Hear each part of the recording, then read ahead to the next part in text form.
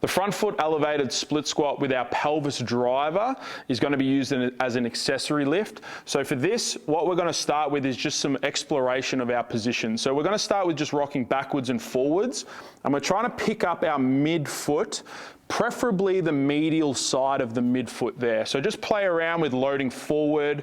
The position will probably become the knee over the big toe.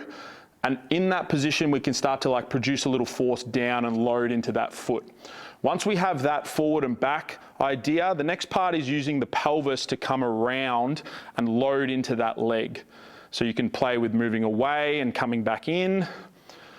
The end goal for this front foot elevated split squat is going to be loading as much of our mass over that foot as possible. So the shin has to stay forward, the medial side has to be there of our foot pressure, and the pelvis has to be rotating across onto that.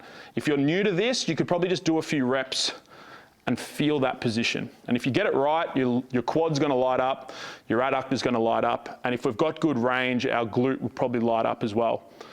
Once we've nailed that feeling, you can add different loading strategies. So the first one would just be like a one dumbbell. I'd recommend loading the dumbbell over that foot as well, towards. We want most of our weight on that front foot. As you progress past that, you could go to a 2 dumbbell loading.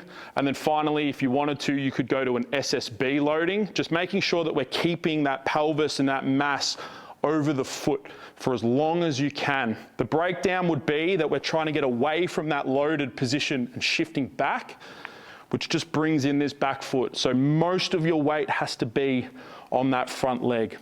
You could almost get to a point where that back foot is almost like not even, it's just touching for support.